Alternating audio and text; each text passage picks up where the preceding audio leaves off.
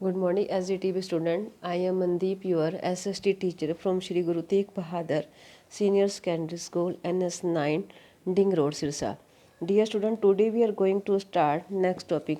बेटे जो हमारा फेडरलिज्म लेसन चल रहा है संघवाद, उसके हमने लॉन्ग क्वेश्चन स्टार्ट किए हुए हैं. आज हम नेक्स्ट लॉन्ग क्वेश्चन करेंगे. नेक्स्ट क्वेश्चन है बेटे आपका, इसमें है explain the language policy of Indian federal, how is it different from Sri Lanka. कि जो भारतीय संघ की क्या है भाषा नीति का वर्णन करना है और ये श्रीलंका से किस प्रकार क्या भिन्न है. अब इसमें फर्स्ट है बेटे नॉन नेशनल लैंग्वेज, कि कोई राष्ट्रीय भाषा नहीं है. Our constitution did not give the status of national language, कि हमारे संविधान में किसी भी एक भाषा को क्या है राष्ट्रभाषा का दर्जा नहीं दिया गया है. इन एनी वन लैंग्वेज, किसी भी भाषा को राष्ट्रभाषा का दर्जा नहीं दिया गया है. Hindi was identified as the official language. अब हिंदी है उसको क्या राज्य भाषा क्या माना गया है. But Hindi is the mother tongue of only about 40% of Indians.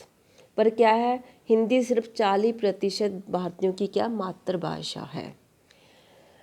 अब there were many safeguards to protect other languages, कि इसमें क्या है कि इसलिए अन्य भाषाओं के संरक्षण के अनेक दूसरे उपाय किए गए हैं.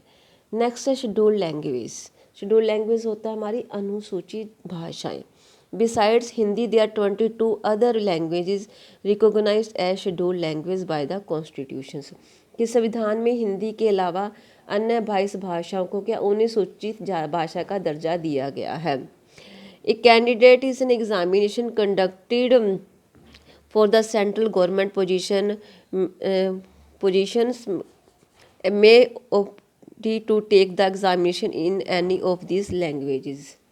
अब जो हमें 22 भाषाओं को कहते हैं कि जो अनुसूचित भाषा का दर्जा कहाँ गया है संविधान में दिया गया है, और केंद्र सरकार के किसी पद का उम्मीदवार इनमें से किसी भी भाषा में क्या परीक्षा क्या दे सकता है. बेशर्ते क्या करता है उम्मीदवार उसको विकल्प के रूप में चुने. States to have their own official language, कहते हैं कि जो हमारी राज्यों की भी अपनी के राज्य भाषाएं हैं. Much of the government work take place in the official language of the concern state, राज्यों का अपना अधिकांश काम क्या अपनी राज्य भाषा में ही होता है. Next spread of Hindi with questions approach, कि सावधानी भरे व्यवहार से हिंदी का प्रचार.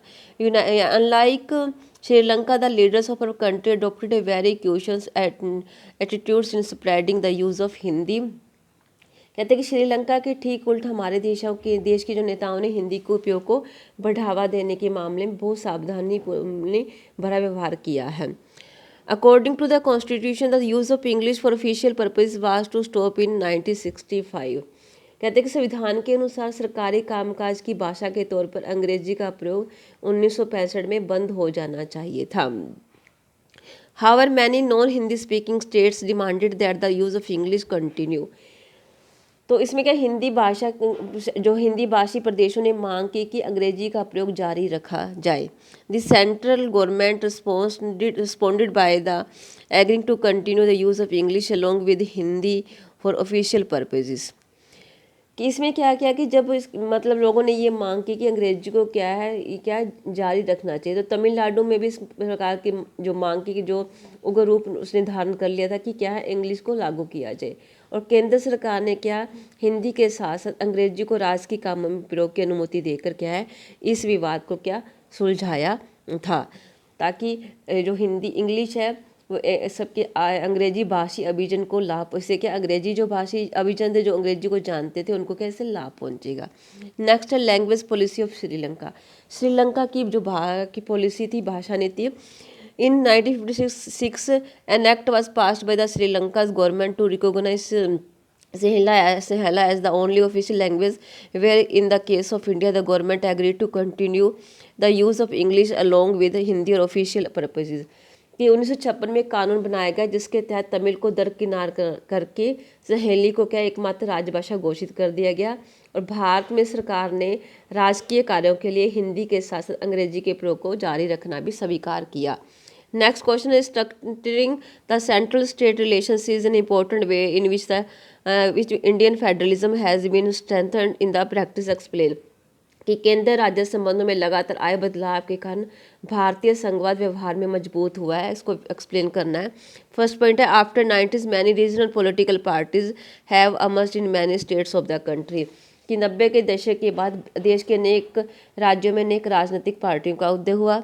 Next, the regional parties are playing a very vital role in forming the union government, कि केंद्र सरकार के गठन में क्षेत्रीय दलों ने बहुत ही महत्वपूर्ण भूमिका निभाई। Next, judiciary has played a major role in improving the autonomy of the state governments because many a time it has rescued the state governments which were dismissed in an arbitrary manner, कि न्यायपालिका ने राज्य सरकारों की स्वायत्ता के सुधार में बहुत महत्वपूर्ण भूमिका निभाई है, क्योंकि अनेक बार इसने राज्य सरकारों को बचाव किया जिन्हें मनमानी ढंग से भंग कर दिया जाता था। तो बेटे ये थे आपके 2 लॉन्ग क्वेश्चंस, इसको आपने अच्छे से लर्न करना है। थैंक्स बेटे, हैव ए नाइस डे।